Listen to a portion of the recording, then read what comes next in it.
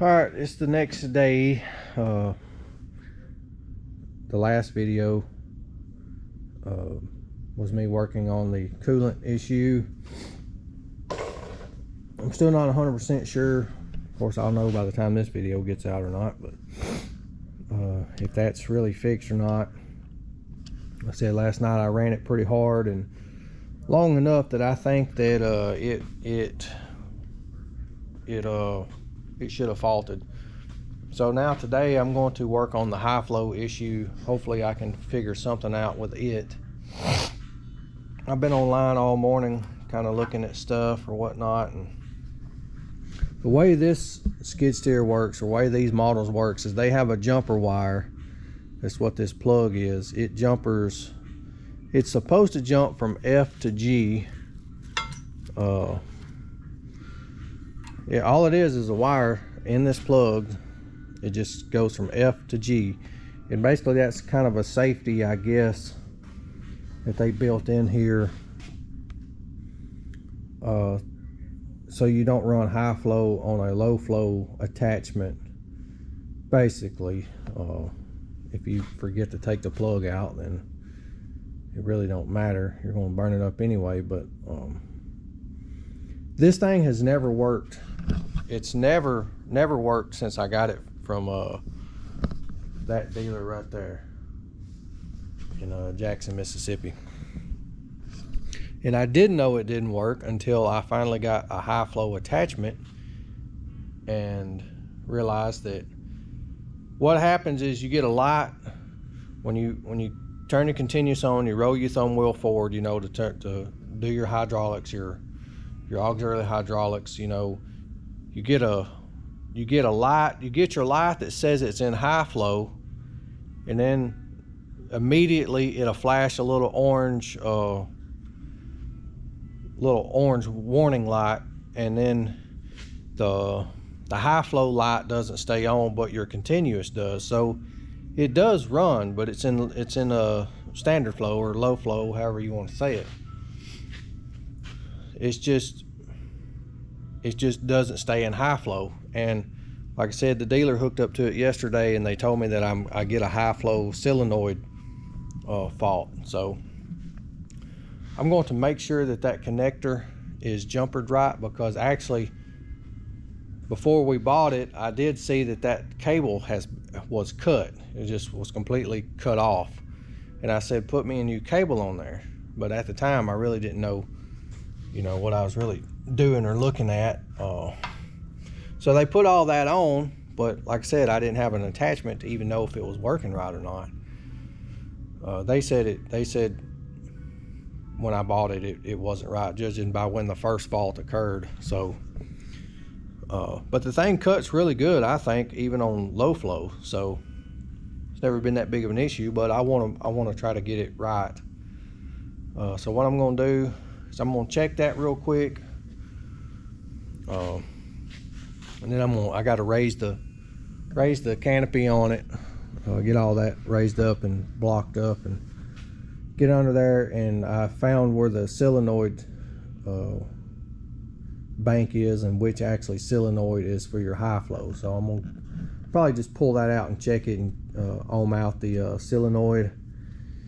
If they show the same or whatever, I'll probably just swap them around, because there's a whole valve bank and there's only like 2 different types of solenoids, and only the high flow has each of its own type of solenoid. It's different from all the rest, so I may just take and just swap them. But hopefully, maybe it's just in this switch here, I don't know.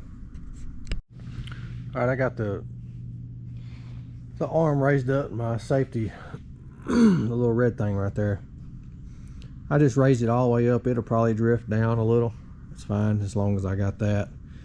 Now I got my bolts took out for the cab. It's just the 2 in the corners right here. I'm gonna try to raise this thing up. She's a little heavy, especially by myself, and it is easier to raise that cab with the arm down so I can stand on that. But if I don't raise my arms up, then after I raise my cab, I can't get in there to raise the arms up. So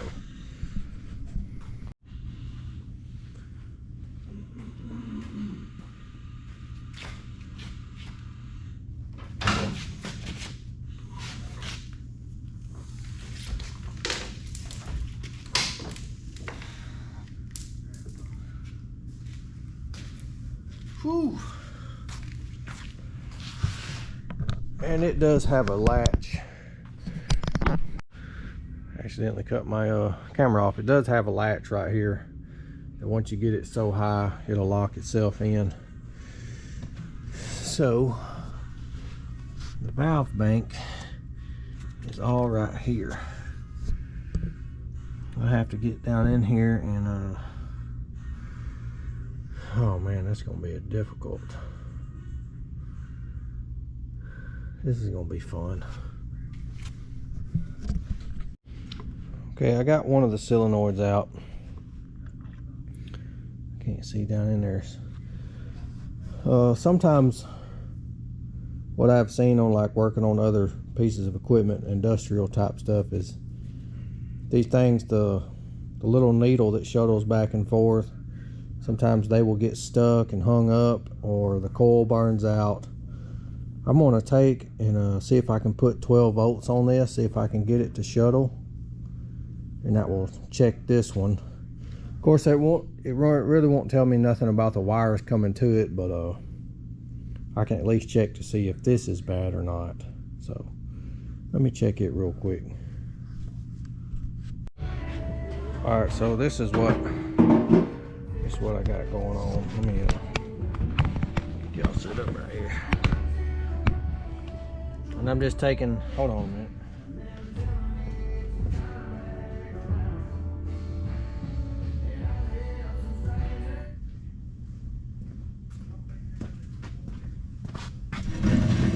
Okay, this is what I got going on here. I got me, I just tied me 2 wires to a battery to give me 12 volts. All I'm doing is taking it and putting it on the inside. You can hear it.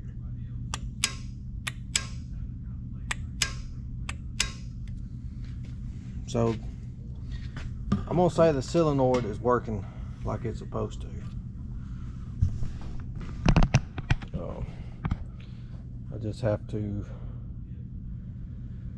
figure out now if it's the other one, which I don't know how in the world I'm going to get to it, because it is way back up in there behind all that other stuff. I could probably get it out, but then getting it back in there, I don't know. And I'm not really sure how I can test my wires there, see if I'm getting power to it, because I don't know if that only comes on when you engage the auxiliary hydraulics and do all that stuff. I'm going to say so. But anyway, if I can't get that other one out to check it, then more than likely I'm probably going to have to take it back to Caterpillar and let them fix that part. And I did check my fitting, or my jumper plug. I guess I could check it to the back of the machine where it runs into the back, because it runs down the arm into the back of the machine and then over the engine, and then I don't know where it goes up into here, because it's a rat's nest up in there. So let me put this coil back in, or see if I can get the other one out, and I may swap them around and see what that does if I can get this other one out. Okay, so I couldn't get to that other valve. There was just way too many hard lines in the way, and I just didn't want to tear all that apart. If I have to, then I'll just take it back to CAT and tell them to figure it out. But what I am going to do before I do call it quits on it is I'm going to check my connection from here to make sure it is jumpering those 2 wires out back to this plug right here. There's a plug right here that plugs in basically the auxiliary cable that goes from the front to the back right here, and then along with the engine harness. I am going to check it right there to make sure that the 2 wires are actually being jumpered. I'll have to take this, get it out of my way. Just give me a little more room to get my hands in there, and then I'll check it at the plug. So I got the cable undone. This is a cable going up front to the auxiliaries. I'm going to figure out which wire it is because I can't see the I can't tell the numbers and letters on here. Well, these have numbers, but up there on the other plug it's letters, so I need to figure out which ones are coming back here. I'll probably go ahead and take the plug off, figure out which wires it is, check it back here, make sure I don't have continuity, and then put the plug in and check it again. I feel like I've done this already about 2 years ago, and this plug is kind of aggravating to get off. I'll tell you what's more aggravating is the camera. When you have not enough hands. See if I can get this plug off real quick. I already had it off once. But it's been hit. I have another plug in the truck that I may put on it, but you can see there's only two pins in there, and that's supposed to be on F and G, which it is on the plug, and it appears to line up with the way these are, like F and G. F and G should be these two on the bottom, that one and the one right next to the left of it, so I can figure out which wires it is here, and then go back there and get the colors. So anyway, let me get my meter out.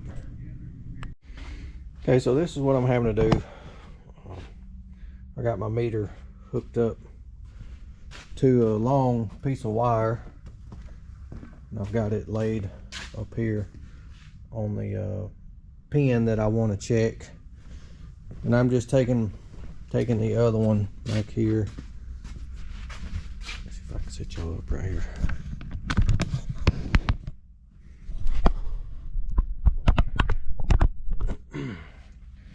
I'm just taking my other lead. I've got it set on ohms, but the tone, and I'm just finding the pins, and it looks like it is 6 and 7 blue and black, which I knew it was blue and black, but I couldn't see the wire numbers on the wires to know exactly which one, so I had to ohm it out. So when I put my plug back in, I should have continuity between 6 and 7. So let me plug it up, and then I won't need this long wire either. Let me get that out and see where I can set y'all. Like I said, this plug is a little aggravating because it's been bent, it's been hit. So it should go on here like this, I believe. Yeah, should be right.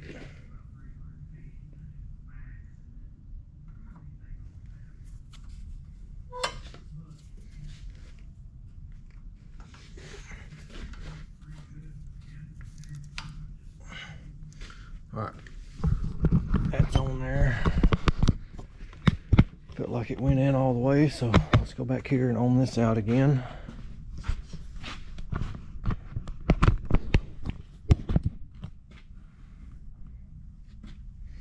So I should have continuity on 6 and 7. Get my lead set up here.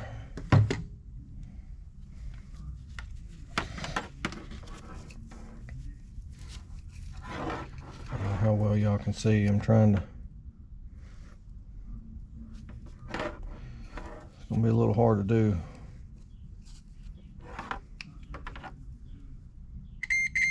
Alright, so that's working. The plug is working, and it's jumping out what is supposed to be jumpered out. Now after it leaves from here and goes back through the engine, I don't know, because right there is the main wiring harness. You can see that this plug is on the main wiring harness, and it runs way back in there somewhere. I guess I can try to, well, no, I done closed the cab, so I'm gonna plug this back in, and then I'm gonna go hook up the bush hog, let it warm up a minute, and run it for a little bit and see what it does. All right, I'm gonna let it warm up a minute, and I'm gonna put this bucket on, get over there and push the fire up. Then I'm gonna hook the attachment up. And before I end the video, I'll show you what I fixed on it and the difference in the blades. So let me get on this thing and run in a minute and see how she acts. All right, so here's what I had to do to the brush cutter. I just got it picked up here on it so I can show you up underneath it. Every one of these bolts was broke out that holds the I still can't think of the name of that thing. Anyway, every one of these is broke out, and it had been like that for a while, because I'd noticed one time I got up on it cleaning it off, and I noticed the bolt was broke off, and I was like, where in the crap did that come from? Then I realized it didn't even have any in it. So, but I hardly ever use this thing, and you can see the bolts in there. There was a ring that was welded on it. It was beat all to pieces, so I had to cut all that off. And whoever put the bolts in there the last time, they welded the heads of them on, so I had to cut all that off, break the bolt out, and put the new ones in it. So, and here is the old blade. Let's see if I can set y'all up here and show you the difference. The new blades are the same length, but they're definitely beefier. Like the cutting part here, this is wider. You can see the difference there. Maybe you can. But they're the same length. Kind of got the same profile, I guess. But this is wider, and these are a little heavier. So it's definitely got more inertia spinning around. And like I said, I ran it well, no, I ran it after I put the new blades on it, before I started working on all the other stuff, and it of course it was alarming really bad. Let me set this down over here. I just kind of saved them, and you can see these were just beat to pieces. That would take forever to grind that back out, and I just didn't feel like messing with it. And these blades, it was like $70 something a piece. I didn't think it was that bad. And I had to get a new, y'all remember my thumb that stayed like black for 7 months?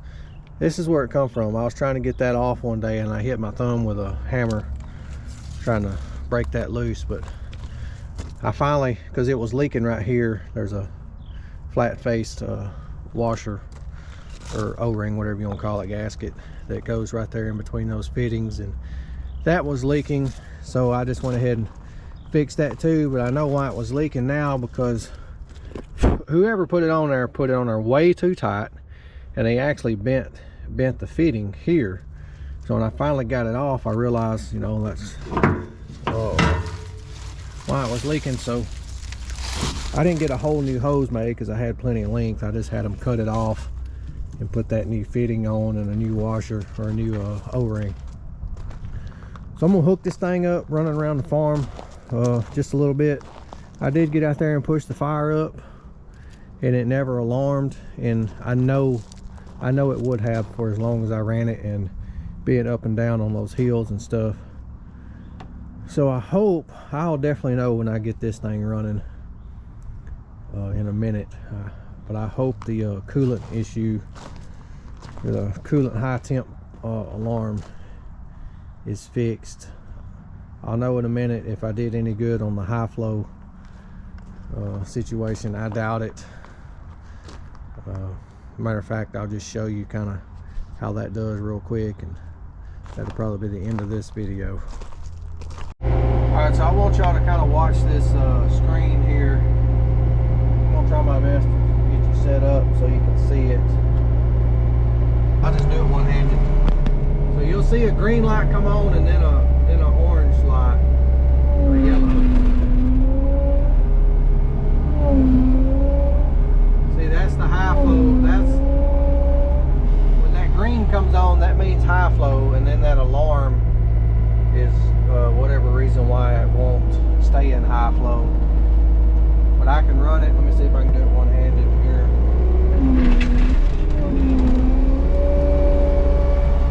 See, I can get the continuous to stay on. It's in continuous right now. The brush cutter is running. It just won't run in high flow. So still got a problem. I'm gonna say it's probably the other solenoid that I couldn't get to. Turn this thing off. It's probably the other solenoid I couldn't get to, but I just have to take it to Caterpillar and let them deal with it. So I'm gonna run this thing a minute and see if I can get the machine to overheat, but at least I got one win out of this.